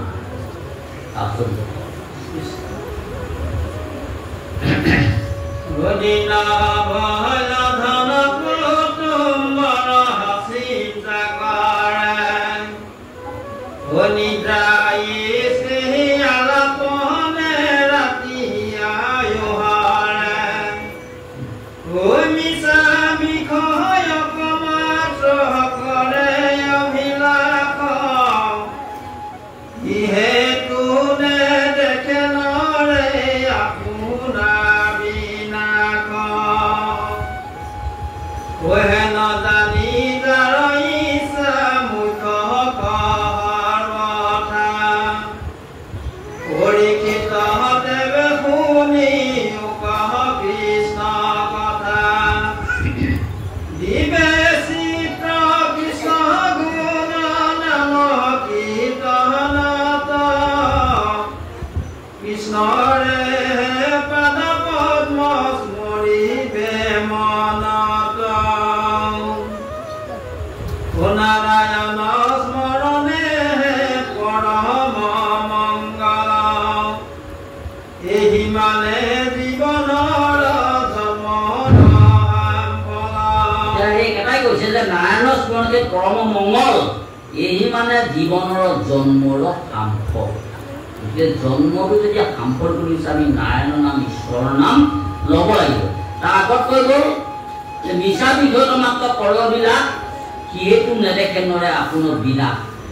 আমি এই বিষয়খনতে ভৰ্তি আছো, আমাৰ বিষয় লাগিব, বিষয়খন নহ'লে কাম নহ'ব।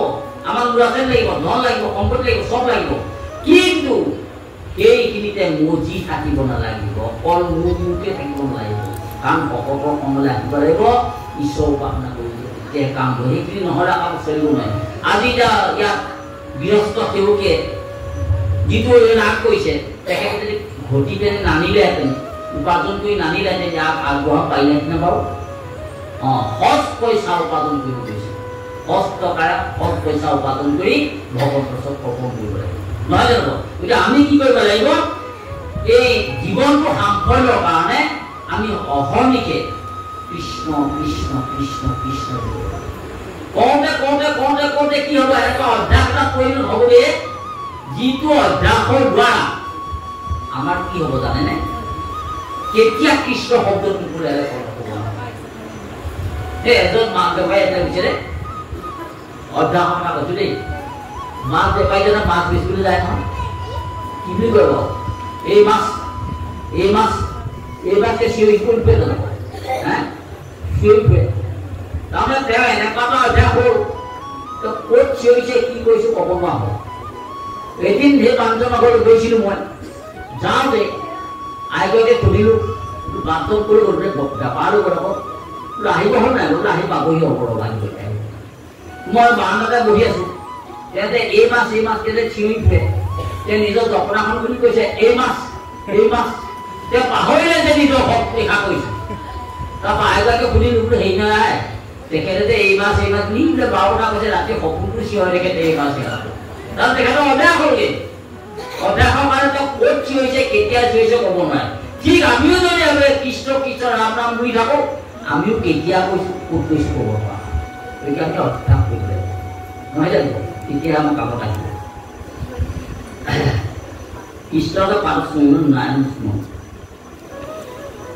গতিকে আমাৰ মূল লক্ষ্য হৈছে ঈশ্বৰ সেৱা। তেওঁ কৈছে যে শাস্ত্ৰই কৈছে যে কৃষ্ণৰ সেই নাৰায়ণৰ স্মৰণৰ সেই পৰম মংগল, এই মানে জীৱনৰ জন্মৰ সাম্ফল। নাৰায়ণ নামটো স্মৰণ কৰিলে আমাৰ জীৱনটো সাম্ফল হ'ব। আমাৰ হিন্দু ধৰ্ম, আমাৰ অৰ্থাৎ আমাৰ গুৰুজনে আমাক কৈছে যে এইভাগে কৈছে যে তোমালোকে ৰাম নাম স্মৰণ কৰা। নাই কৰা? কৈছে নাই? তোমালোকে ঈশ্বৰৰ নাম লোৱা। ঠিক সকলো ধৰ্মতে তেনেকৈ প্ৰত্যেকজনেই তেওঁলোকৰ নাম ল'ব কৈছে। পুৰাণত এটা কথা আছে, দ্বিতীয়ত তাত কৈছে, চিন্তু হে ৰাম নালাৰে নামতি বাম আল্লাহৰে নাম ভজু হেৰা মোৰ মন গুৰুৰে পাৱত বান্দা গুৰুৰে পাৱত পিছে তাক চিন্তু হেৰা মোৰ নাম আল্লাহৰ নাম ভজু হেৰা মোৰ নাম গুৰুৰে পাৱত আমাক কৈছে কিছে কৃষ্ণ নাম লৈ বন্ধে কৰিছে নাৰায়ণ স্মৰণে কৰ্ম মংগল এই মানে জীৱনৰ জন্ম নহয় জানো চব তেতিয়াহ'লে আমি কি কৰিব লাগিব আমাৰ কি ধৰ্ম শাস্ত্ৰই কি কৈছে যে কৃষ্ণ বুলি কোৱা আমি কৃষ্ণ বুলি কৈছো ৰাম বুলি কোৱা ৰাম বুলি কৰিব শাস্ত্ৰই কৈছে আমলৈ নাযাবা আমি যাব নালাগিব তাহলে ক'লৈ যাব লাগিব য'ত নেকি কৃষ্ণৰ চৰ্চা নহয় অন্য দেৱ দেৱী পঢ়া হয় তাক কিন্তু আমি প্ৰৱেশ কৰিবলৈ সাজিছে তাক প্ৰভাৱ পাব একদম খাটাং কৰি দিছে কিন্তু ধুনীয়াকৈ কৰিছে গতিকে আমি এক পাত্ৰ ঈশ্বৰৰ নাম ল'ব লাগিব ঈশ্বৰৰ নাম লৈ কি কৰিব লাগিব নিজ কৰ্মখিনি কৰিব লাগিব নিজৰ কি কৰ্ম কোনোবাতে দাদা কৰিছে কোনোবাতে খেতিয়ে কৰিছে কোনোবাতে কিবা এটা কৰিছে কোনোবাতে অফিচ চাকৰি কৰিছে সেইখিনি কৰিব লাগিব কিন্তু তাৰ মাজতো কি ওলাব লাগিব ঈশ্বৰৰ নাম ল'ব লাগিব কৃষ্ণ কালে হৰি স্মৰে যিটো ভাগ্যৱান তাৰ মহিমা কহি কোনে পালে যিটো ব্ৰহ্মময় দেখে জগতৰি খিলা যত পাপ পুণ্য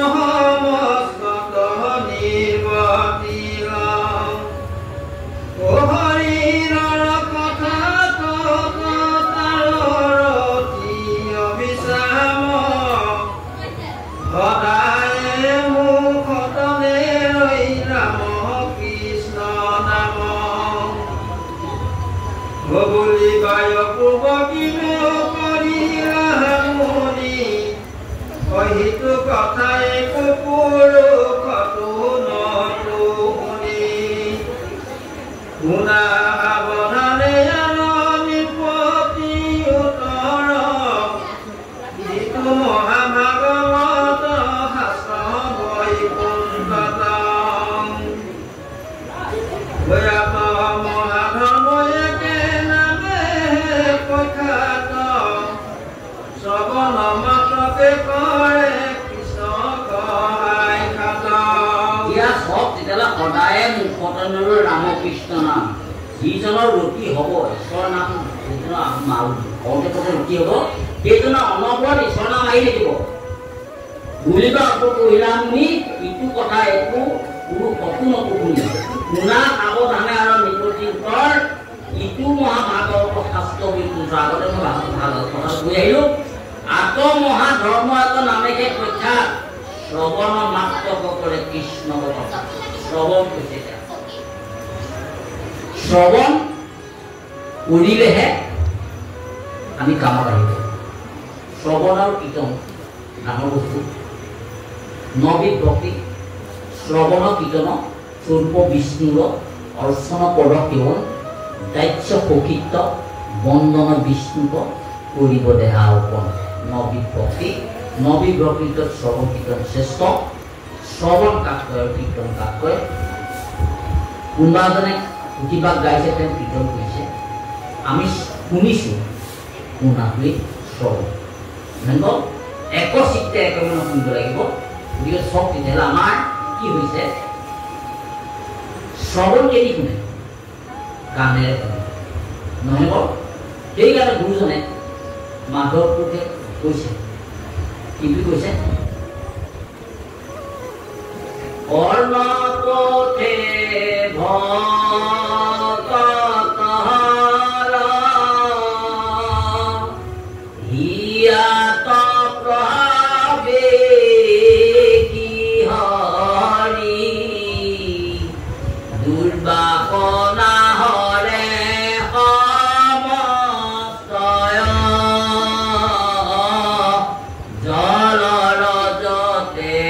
কোমল যেন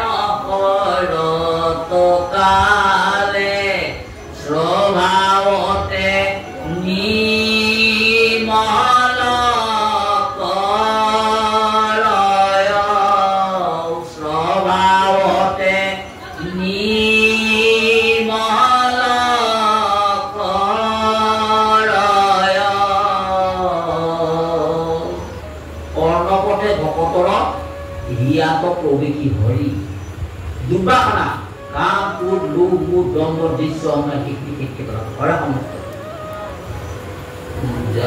জলৰ যতে কমল যেহেন সৰ্বকালে স্বভাৱতে নিৰ্মল স্বভাৱতে কেনেকে শৰৎ কালত পানীবিলাক পুখুৰীতে হওক বা নদীতে হওক বা কুঁৱাতে হওক বা খালতে হওক কিহৰ প্ৰভাৱত শৰতৰ প্ৰভাৱত পানীবিলাক ফটফটীয়া হয় ঠিক সেইভাগে আমি শুনোতে নামৰ প্ৰভাৱত আমাৰ অন্তৰখনো শৰৎকালৰ পানী নিচিনাকে আমাৰ ফটফটীয়া হয় তেতিয়া আমি আৰু পাই লাগে আমি খাবলৈ গৈছে ৰস পিবলৈ গৈছে কাণে পিবলৈ গৈছে নহয় জানো যে আমি পিব লাগিব কাণে এইটো শুনিব লাগিব গতিকে এনেধৰণৰ কৰিব লাগিব এইখন কাণে সোমাই আকৌ এইখন কাণে উলিয়াই এতিয়া মতা মতা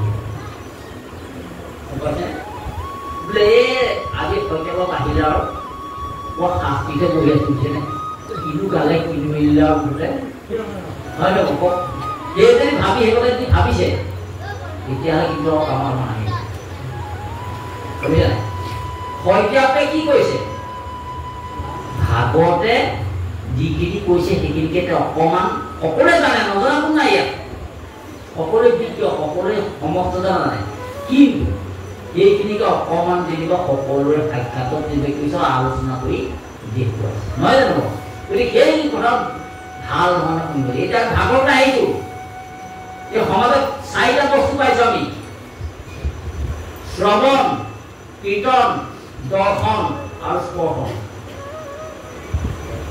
শ্ৰৱণ কৰিছোঁ শাস্ত্ৰভাগ শ্ৰৱণ কৰিছোঁ কিবা কিবা এটা কৈছে কীৰ্তন কৰিছে শ্ৰৱণ কীৰ্তন পাইছে নব শ্ৰৱণ কীৰ্তন দৰ্শন কি দেখিলোঁ কি দৰ্শন কৰিলোঁ সমস্ত ভকতক দেখিলোঁ সমস্ত ভকতেই হৈছে ঈশ্বৰ নহয় জানো ঈশ্বৰময় নৰবি নাই নহয় জানো দেখিলোঁ আৰু স্পৰ্শন স্পৰ্শন কোনটো যিকেইটা কথা কৈছে সেইকেইটা স্পৰ্শ কৰিব লাগিব অৰ্থাৎ সেইকেইটা কথা একান্ত মানে শুনিলেহে নিজৰ অন্তৰত সোমাব যদি আমি স্পৰ্শনটো কৰোঁতে ইফাল ইফালে হৈ থাকে তেতিয়া আমাৰ কামত নাহি কৃষ্ণ বাপুত দেৰি হৈছে নেকি আকৌ দেৰি হ'লে ক'ব কথা এটা হ'ল এই অন্তটো একো নাই মানে আমাৰ এটা বিপদটা হয় কেনেকৈ কৈ থাকোঁতে কৈছোঁ সময় পোৱা পাহৰি যাওঁ এবাৰ কি হ'ল ভাবিছে নহয় এইখিনি কৈছোঁ এবাৰ ৰাতি এভাগে এনেকৈ নাম লৈ মাতিলে পাচলি মাতিলে ব্যাখ্যা কৰি গ'লোঁ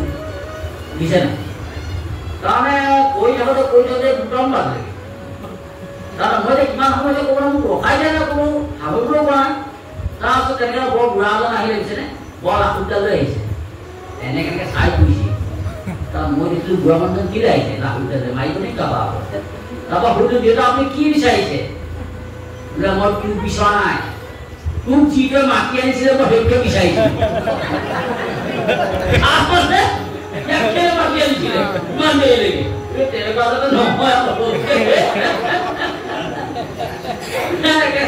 তোক বিচৰা নাই মই তোক যিটো মানুহে মাতি আনিছে সেইটোৱে বিচাৰিছোঁ চব তেতিয়াহ'লে সময় কৰি লক্ষ্য কৰি আপোনালোকে ক'ব অকণমান আৰু কৃষ্ণ তাৰপিছত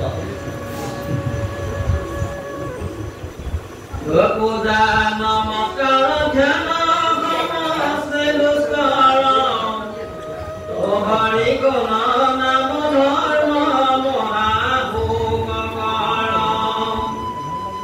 বৈষ্ণী বাল্যবিধ সমস্ততে অধিকাৰ চাণ্ডালকো কৰে নামে তেখনে উদ্ধাৰ কৃষ্ণ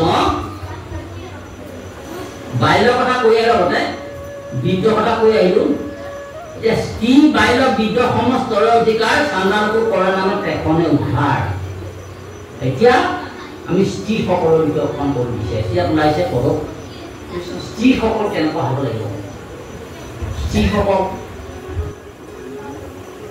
লক্ষী স্বৰূপা হ'ব লাগিব স্ত্ৰীসকলৰ গুণবিলাক ভাল হ'ব লাগিব গম পাইছে এনেকুৱা স্থিতি হ'ব নালাগে যিবিলাক স্থিতি তাৰমানে অনবৰত ঢুকিয়ে থাকে গৃহখনৰ সমান বুজিছেনে তেনেকুৱা কৃষ্ণ আহিছে দেই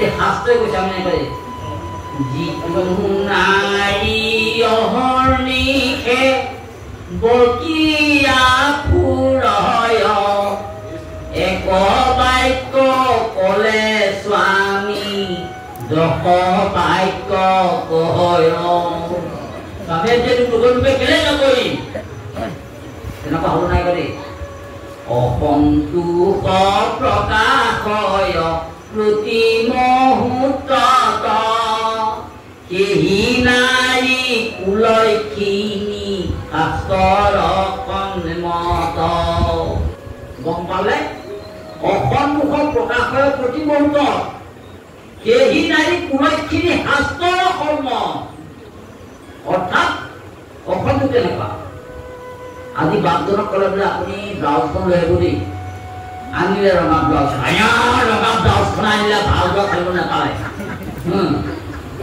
আনিবলৈ গ'লে ৰসগোল্লা আনিলে লালমোহন লালমোহন আনিলে আনিব নাপাইলে তাই কোনো কথাতে সন্তুষ্ট নহয় তেওঁ বুজা নাই তেওঁ মানে অকলমান বকিয়ে ফুৰিব ভাত নালে ক'ব কি খৰিটা গোটাই নিদিয়ে খৰিটা গোটাই নিদিয়ে তেওঁ মানে অকল ভাগত গাই দিব লাগিব আমুক কৰি মোক বৰ ভোজ জনাব মোৰ চোবা বনাওঁ যেন এইখিনি খাবই নাপায় তেনেকুৱা আছে অৱস্থা আছে প্ৰায় সকলোটি নহয় দিয়ে সকলোটি নহয় গতিকে আমাৰ শাস্ত্ৰই কৈছে সেইবিলাক কৰিব লাগে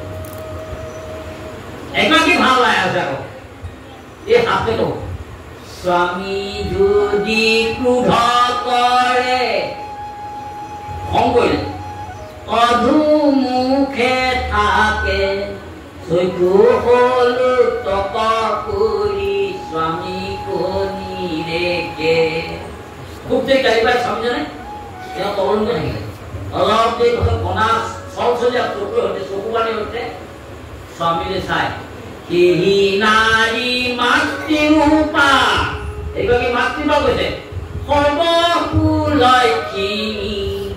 বুকিনীৰ ধন ৰাখি ফুৰয় আপুনি দেখিলে সেইগৰাকী নাৰী কি কৈছে কুলক্ষিণী বুলি কৈছে মাতৃৰূপা বুলি কৈছে গোপিনীৰ ধন ৰাখি ফুৰয় আপুনি গতিকে মাতৃসৱ কেনেকুৱা হ'ব লাগিব সৎ প্ৰবৃত্তি হ'ব লাগিব সৎ প্ৰবৃত্তি হ'লে কি হ'ব আপোনাৰ নিজৰ পৰিয়ালটো সৎ হ'ব অসৎ প্ৰবৃত্তি হ'লে নিজৰ পৰিয়ালটো ধ্বংস হ'ব এইখিনি কৰিব যাওঁতে কিন্তু আকৌ সৎ হ'বলৈ যাওঁতে ঈশ্বৰক যদি উপাসনা কৰিবলৈ হয় ঈশ্বৰে কিন্তু চব ঘূৰাই নি এক কৰি থৈ দিব তেওঁক কেতিয়াও বেয়া হৈ যাব সেইকাৰণে আমি ৰাতিপুৱা গধূলি ঈশ্বৰৰ সেৱা কৰিব লাগিব আমি আইসকলক এতিয়া আমাক কাট মাৰি পোৱা নাই দিয়া সমস্ত আকৌ বেয়া নাপাব আপোনাক কৈছে আপোনাৰ খবৰ যদি কোনোবা এগৰাকীও তেনেকুৱা যদি চৰিত্ৰ আছে লক্ষিত চৰিত্ৰ এৰিব লাগিব কৃষ্ণ আপোনাক সকলো নকৰিব কৃষ্ণ এইদৰে কি ক'বলৈ আহিলে আমাক কালি কৰিব নাই কোৱা আহিছে কৃষ্ণ আকৌ ৰন্ধন কৰা সময়ত পিছে আইসকলৰ ৰন্ধন কৰিব লাগিব বাপজনে মনত পাইছে মোক ৰন্ধন কৰা সময়ত কেনেকুৱা হ'ব লাগিব ৰন্ধন কৰা সময়ত কি কৰিব লাগিব এই কৃষ্ণ নামনি শৰণত বুজাইছে চব কথা বিধি ক'ব নোৱাৰে শিকৰ নাম অপৰাধ হ'ব কাৰণ কেনেকৈ নিজকে চাউল ক'লে আমাৰ অপৰাধ হ'ব তেখেতসকলে বুজাইছে তথাপি মই ওপৰলৈ গৈছোঁ কেনেকৈ কথা দিব লাগে কথা জানিব লাগে আপোনালোকে যে ৰান্ধনি 4 প্ৰকাৰ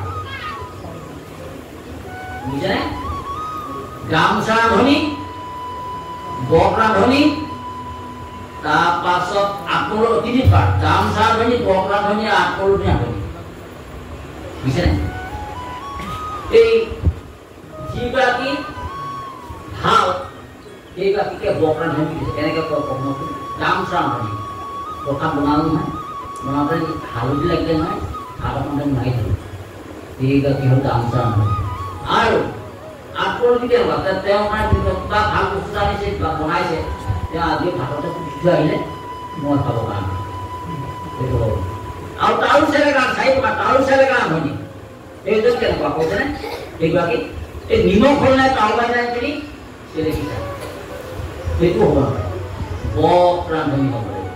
বক মানে কি? বক মানে কি বাৰু সমস্ত? বক মানে কি? কোনে ক'ব? বক মানে বগলী।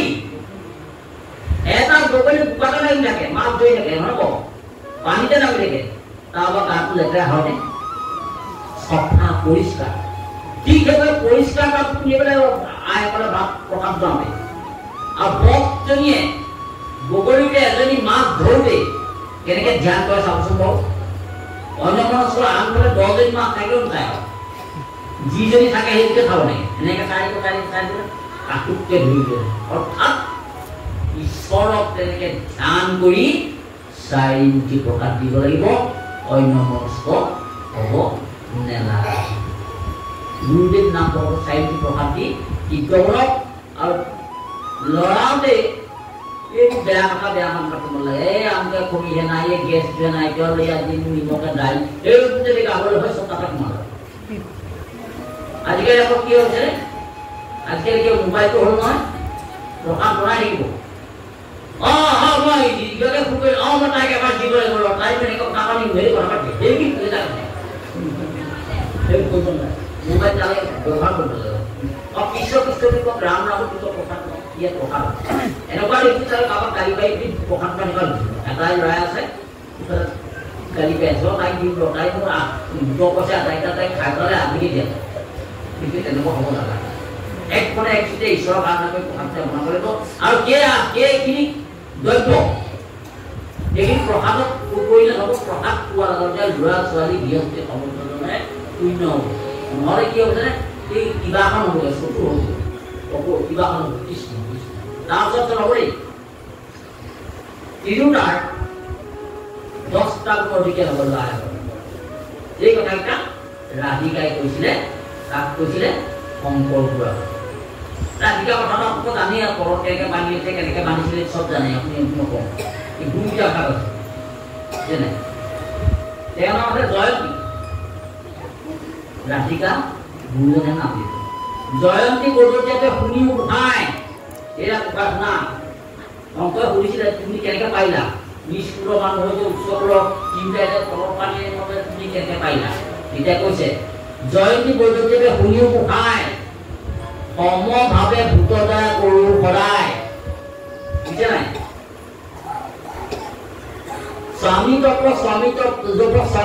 ধ্যান, স্বামীৰ কুশল বিদ্যা নিশ্চিত হোৱা, স্বামী যদি মন্ত্ৰ কৰ্ম কৰে আচৰণ, নিষ্ঠ বাক্য বুলি তাকক কৰো নিবাৰ।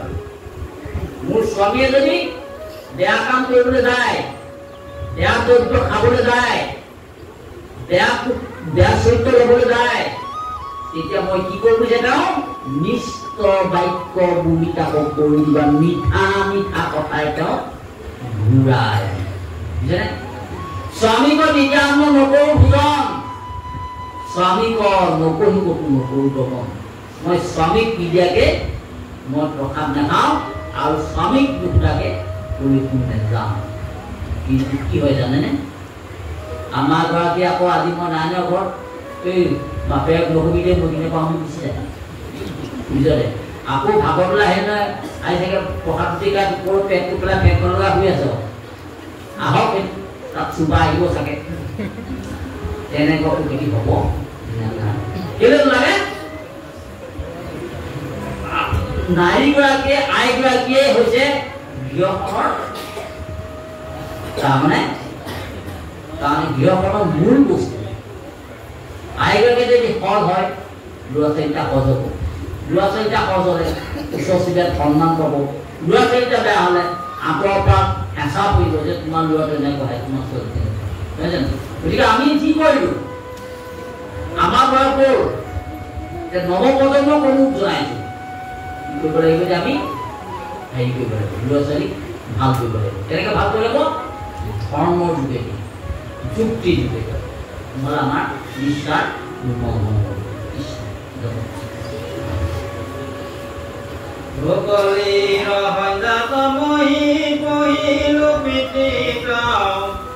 তুমি মহাবৈষ্ণৱত কৰি সুবিধা প্ৰশ্নলৈ উত্তৰ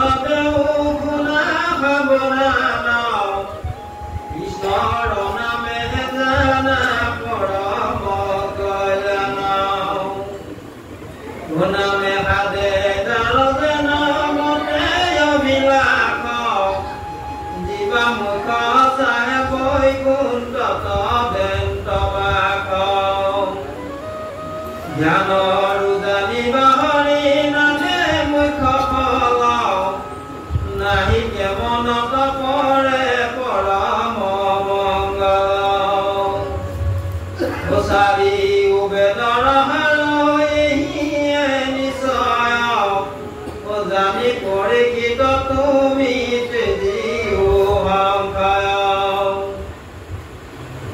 অল্পকালে হাতেহি কৃষ্ণৰ ভকতি দুই দণ্ডে পাইলা কতি খটাংগ নিৰপতি দানৱ গণ কবিনী নিৰপতি কুলত দেৱতাক ৰক্ষা কৰি আছিল স্বৰ্গত। কৃষ্ণ আগতে কৈ গ'ল নামে সাধে যাৰ যেন মন অভিলাষ বিবাহ মুখ্য চাহে বৈকুণ্ঠত বাসৰ দেশবা নামে এইটা কাম আৰম্ভ কৰে। এই নাম ল'বলৈ আকৌ কৃপাও হ'ব লাগে ঈশ্বৰৰ নাম ল'বলৈ।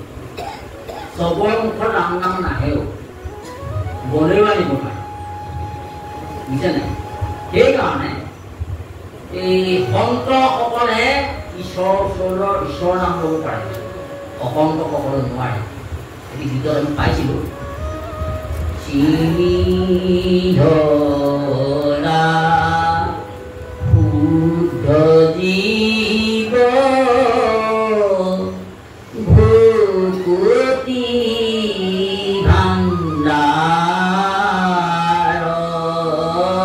চিনি ধৰা শুদ্ধ জীৱ ভূকতি ভাণ্ডাৰ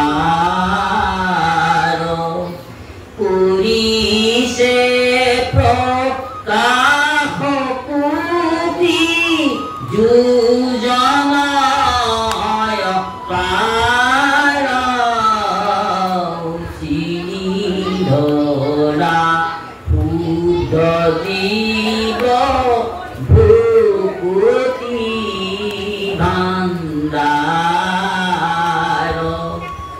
ভগৱন্ত দিক্ষ যেন অবিনাশী ফল সন্তজনে পাৰি খাই পাপী নাযায় তল চিনি ধৰা শুদ্ধ জীৱ ভূকতি ভাণ্ডাৰ ভগৱন্ত বৃক্ষ যেন অবিনাশী ফল সন্তজনে পাৰি খাই পাপী নাযায় তল। গতিকে আমি বলে কোনো নহ'ব, যাৰ কৃপা আছে যাৰ পুণ্য আছে সেইসকলে ঈশ্বৰৰ নাম ঈশ্বৰৰ ওচৰত ভকতসকললৈ আহিব পাৰে। কাৰণ গুৰুৱে কৈছে ভগৱন্ত বৃক্ষ যেন অবিনাশী ফল সন্তজনে পাৰি খাই পাপী নাযায়। কি ফল পাপী সেইবোৰ আহিব ইচ্ছা নকৰে। গতিকে আমি সমস্তজনে কি কৰিব লাগিব এতিয়া একমনে একচিত্তে এজন যে ঈশ্বৰ আছে সেই ঈশ্বৰক আমি কি কৰিব লাগিব অন্তৰে সত্য উপাসনা কৰিব লাগিব। উপাসনা কৰিলে কি হ'ব আমাৰ সমস্তখিনি তাৰমানে পাপ সমস্তখিনি দুখ বেদনা সমস্তখিনি যিখিনি আমাৰ তাৰমানে বেয়া ভাৱ যেনেকৈ কাম ক্ৰোধ লোভ মোহ দম্ভ দৃশ্য অহংকাৰ সেইখিনি আমাৰ সমস্তখিনি তেওঁক আৰাধনা কৰিলেহে আমি সেইখিনি পাঠ কৰি থাকিব পাৰিম। কৃষ্ণ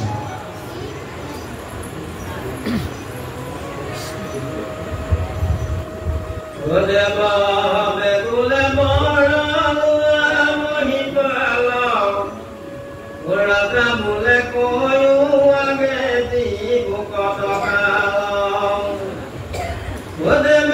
কয় দিবাই আৰু দুই দল মানে শুনিবে পৃথিৱী কয় আহিলা বিমানে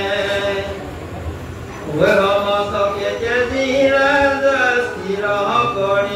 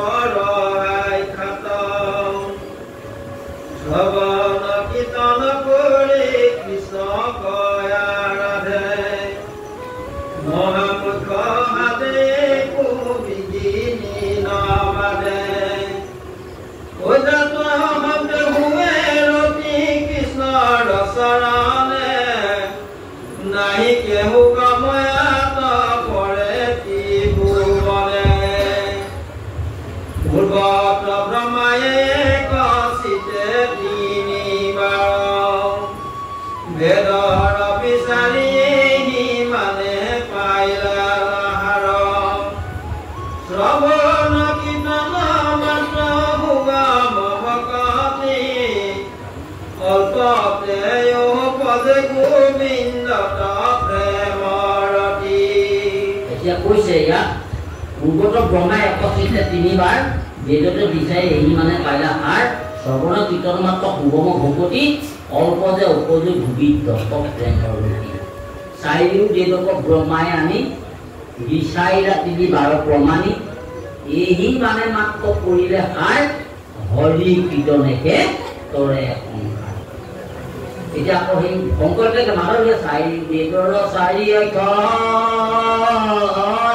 সাৰ কাঢ়ি আনি ব্ৰহ্মাদেৱে দেশত কৰিয়া থৈলা নাৰায়ণ মানি কেহি নাৰায়ণ নামৰয়া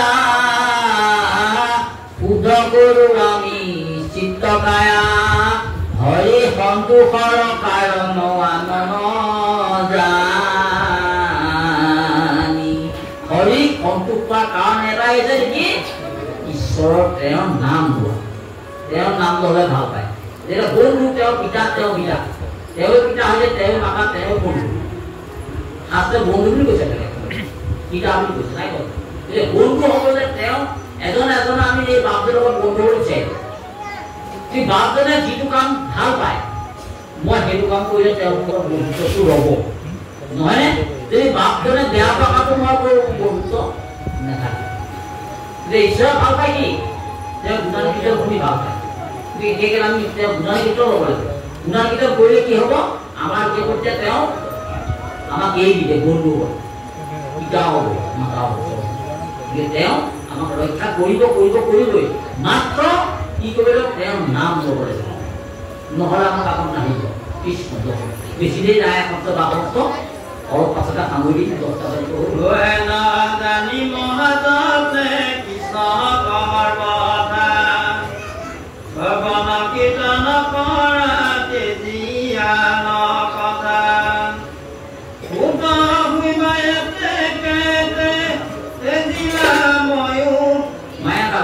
মায়া যাবে কৃষ্ণৰ পৰম পদ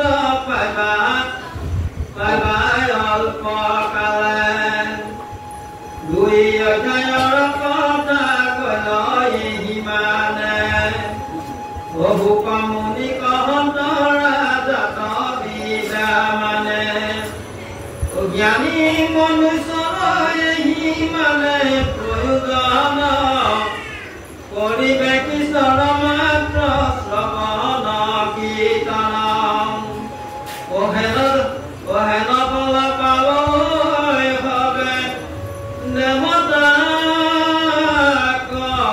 যদি লবে সৰ্বহিতি প্ৰভু মাধৱ কভজি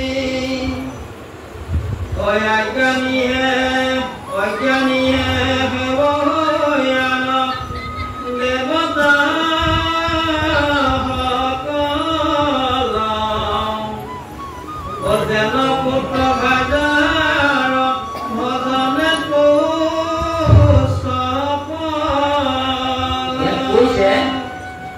অজ্ঞানীকে হেবয়ান দেৱতা সকল যেন পুত্ৰ ভাজাৰ বচনে সফল। অজ্ঞানী মানে এনেকে কৈছে যে যিসকলে নাজানে যিসকল অজ্ঞ যে ঈশ্বৰকে বুজিব লাগে যিসকলে নাজানে সেইসকলেহে দেৱতাসকলক ভজনা কৰে। যিসকলে জানে যে ঈশ্বৰ বুজিলে সমস্ত হয় সেইসকলে ঈশ্বৰ ভজনা কৰে। যিসকলে সেই কথা নাজানে অজ্ঞানী মানে যিসকলে সেই কথা নাজানে যে ঈশ্বৰ বুজিলে কি হয় ঈশ্বৰ নবুজিলে কি হয় নজনাৰ কাৰণে তেওঁলোকে কি কৈছিল যে অজ্ঞানীকে কেৱল দেৱতা হ'ব তেওঁলোকে দেৱতা হ'ব। দেৱতাসকলক আমি উপাসনা কৰিছো হয় দেৱতাসকলক আপুনি কি কৰিছে দেৱতাসকলে মানাহে কৰিছে আকৌ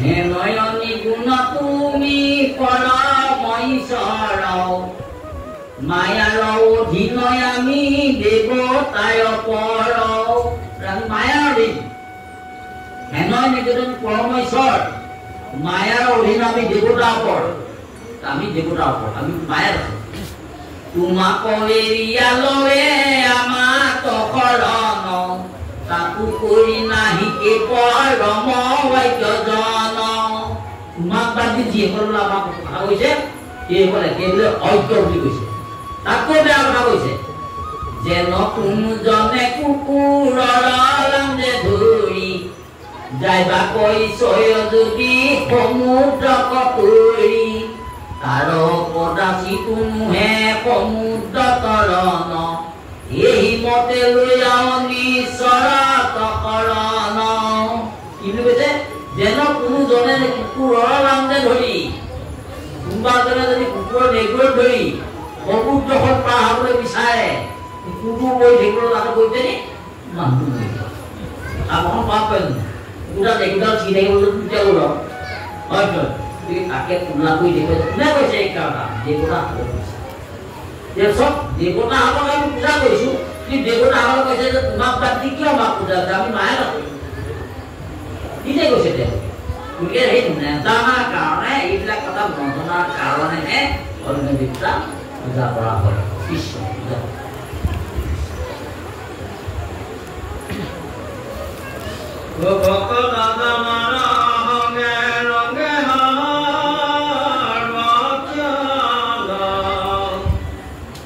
কৃষ্ণ কয়া ৰাধি কৰে শ্ৰৱণ কীৰ্তন মানে মাত্ৰ পুৰুষাৰ্থ পুৰুষৰ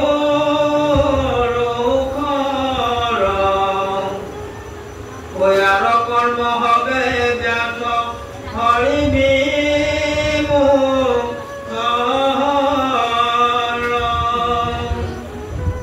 পুনন্তে উপদয় জ্ঞান ভূত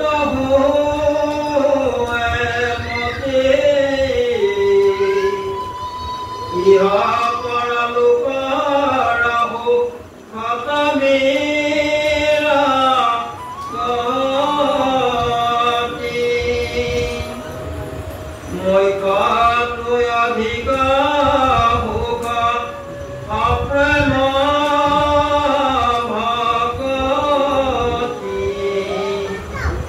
হেন হৰি কথা তন কৰে কোন ৰহতি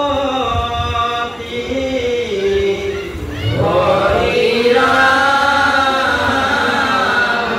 ৰাম ৰাম হৰি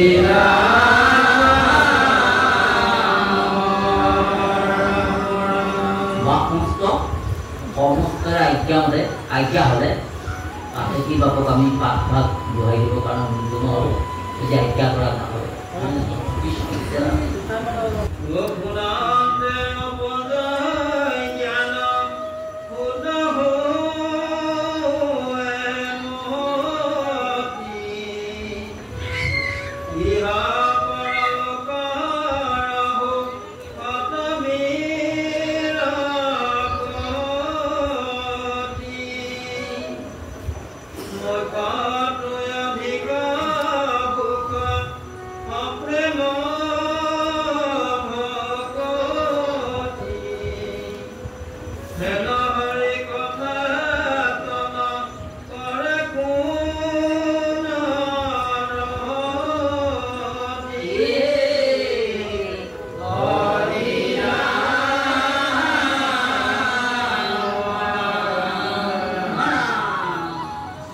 Stop.